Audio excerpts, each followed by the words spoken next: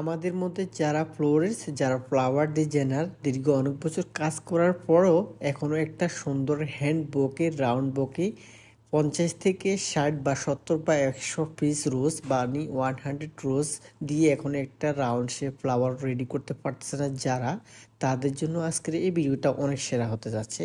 তো আমি আপনাদেরকে আজকে যে কথাগুলো বলতে চাচ্ছি, আমি 5 ফ্লোরিস্ট দেখেছি যারা ফ্লাওয়ার্স ডিজাইনার, তারা কি করে আরাবিয়ান দেশে বা বাংলাদেশে বা পৃথিবীর যে কোনো প্রান্তে থাকুক না কেন, তারা দেখা যায় 5টা 10টা বেশি বেশি 20টা গোলাপ দিয়ে একটা হ্যান্ড বকে রেডি করে। আর যখন আপনার 50 থেকে 100 পিসেস রোজের কোনো ফ্লাওয়ার বুকের বড় ধরনের সাইজের ফ্লাওয়ার বুকে অর্ডার আসে, তখন দেখা যাচ্ছে ফ্লাওয়ার ভোকে রেডি করতে গিয়ে অনেক কষ্ট করতে হচ্ছে। ইভেন সেই রাউন্ড শেপটা কীভাবে হবে, ফ্লাওয়ার্সটা কোন জায়গায় বসলে এবং ফ্লাওয়ার্সের স্টিকটা কোন জায়গায় বসলে ফ্লাওয়ার ভোকেটা রাউন্ড শেপ ভালো হবে, সেটা এখনও জানে না।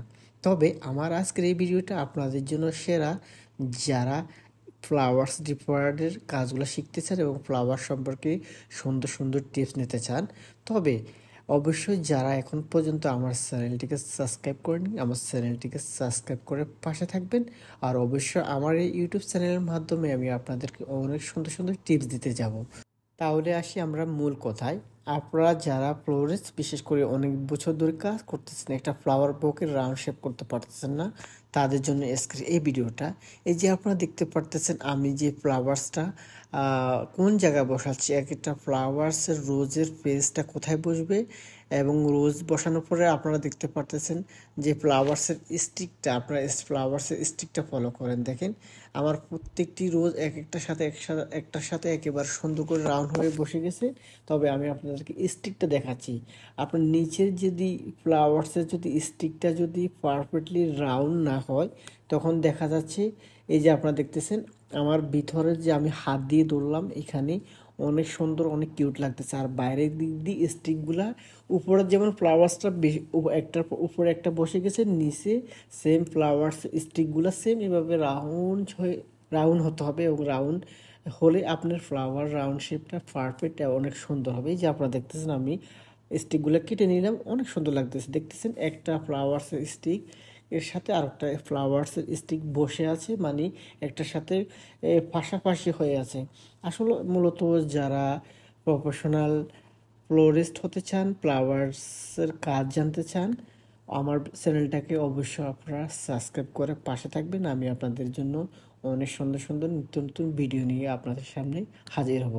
এখন আপনারা দেখতে পারতেছেন আমি একটা ফ্লাওয়ার্সের যে র্যাপিং পেপারটা করতেছি। আসলে বড় ধরনের ফ্লাওয়ার বকের সাইজগুলো রেডি করতে গেলে একটু প্রথম সামথিং একটু ডিফিকাল্ট মনে হবে আপনার কাছে। আপনি যখন কাজ করতে থাকবেন তখন আসলে একসময় দেখা যায় সবগুলা ঠিকঠাক মতো হয়ে যাচ্ছে আর কি। এই যে আমি র্যাপিং পেপারগুলোকে ভাঁজ করে নিলাম, মানে হোল্ডিং করলাম, এই যে দেখতেছেন। তো প্রিয় দর্শক, আজকের এই ফ্লাওয়ার বকেটি হচ্ছে 70 পিসেস রোজ দিয়ে 70টা গোলাপ দিয়ে আমি আজকে এই ফ্লাওয়ার বকেটা রেডি করতেছি।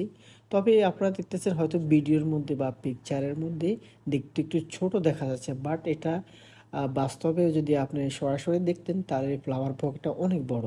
70 পিসেস রোজ দিয়ে দেখতেছেন, এই যে ইয়েলো এবং হোয়াইট পার্পল দিয়ে আজকের এই ফ্লাওয়ার বকটা রেডি করা। দেখতেছেন কত সুন্দর, কিউট এবং ভালো লাগার মতো।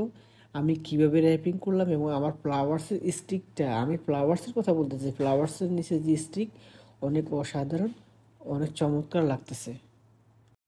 যাই হোক প্রিয় দর্শক শ্রোতা, মূলত আমি ফ্লাওয়ার্সের রাফিং আমার মোটামুটি কমপ্লিট। তবে আমার এই ফ্লাওয়ার্সের পকেটটা আমার দোকানের জন্য, আমাদের পোয়ালা কোম্পানির এই পোয়ালা ওয়েবসাইটে রাখার জন্য আজকের এই স্যাম্পলটা আমি তৈরি করছি। এই যে আপনারা দেখতেছেন নিচের ফ্লাওয়ার্সের চাইতে ফ্লাওয়ার্সের স্টিকগুলো অনেক সুন্দর লাগতেছে। উপরের ফ্লাওয়ার তো হ্যাঁ অবশ্যই অনেক ভালো লাগার কথা। এই যে র্যাপিং পেপারটা অনেক অসাধারণ, অনেক চমৎকার। তো আজকের ভিডিওটা আপনাদের কেমন লেগেছে, যদি ভালো লাগে অবশ্যই একটি লাইক হয়ে যাবে। আর যদি আপনাদের কোনো মন্তব্য থাকে অবশ্যই কমেন্ট বক্সে কমেন্ট করে জানাবেন। চ্যানেলটি যদি সাবস্ক্রাইব করা না থাকে অবশ্যই চ্যানেলটিকে সাবস্ক্রাইব করে পাশে থাকবেন। তো আপনাদের মতামত জানতে আমি অপেক্ষায় থাকবো। আল্লাহ হাফেজ, আসসালামু আলাইকুম আ রহমতুল্লাহি ওয়া বারাকাতুহু।